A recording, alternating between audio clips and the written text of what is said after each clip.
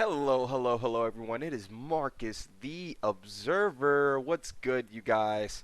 This is a video I've been super excited to do since the whole idea of this channel was being started, and that is the Genin, the Ninja rankings, man. This is something that I think Kishimoto did a great job at showing consistently, but maybe not as much when it comes to explaining them thoroughly. I think the data books and stuff, they dove more into that whole realm. I feel like these ranks are super misunderstood. We have a lot of exceptions in Naruto, and because of the level of exceptions that we have, it gives off this sense that the rankings are somewhat of a joke and such, right? You know, we get thrown people like Kakashi, who has been a Genin, who's been a Jonin since he was in Minato's group, like very early on.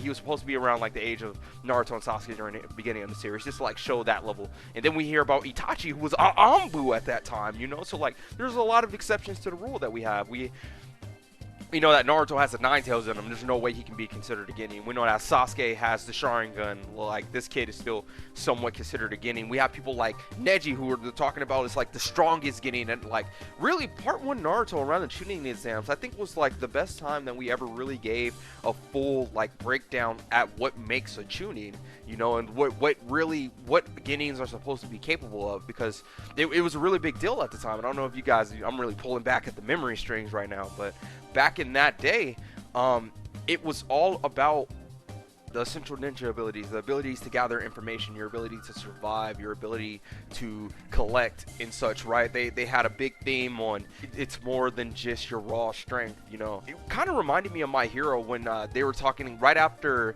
this might be spoilers for you guys, but this is pretty early on in My Hero, so I think everybody knows this, but I digress. Deku was using his fingers to attack, but like a lot of the different associations that were like looking to like hire the kids, you know, to give them like that summer program thing, they didn't like how volatile he was, you know what I mean? And like you kind of got that sense in Naruto as well when we were talking about your people like your Gaara's, like this dude is slaughtering every Genin he comes across, you know. Like, we were literally scared for the characters around that point. Like, I remember when we saw Shikamaru and Naruto was like supposed to be the ones that was talking to Gaara, and this is right after the fight with Lee. So like, we were really tripping, because it was like, yo, like Naruto, we don't really know, he has the Nine Tails and all, but like this could get really bad really fast, you know. And like, just that sense of danger and stuff, like I feel like those are the kind of the things that people missed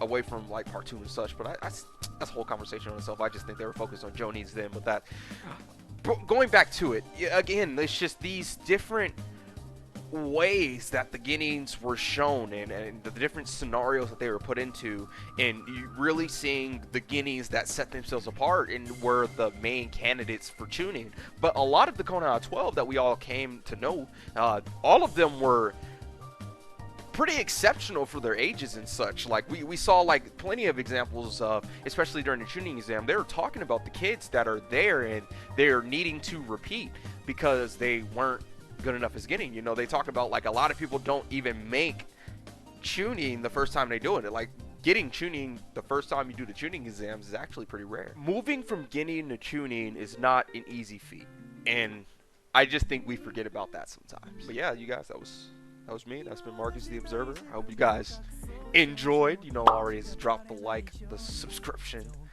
This was kind of like scriptless. I plan on trying to like make things a bit more organized as we continue on. But honestly, like, I just really want to get these ideas out. Like, sometimes I'll just stop and I won't upload because I'm like, bro, I got to do it perfect.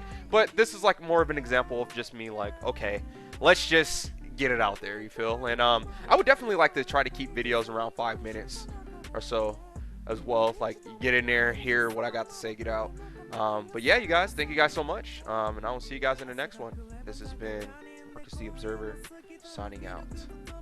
We're never done learning. It's never over.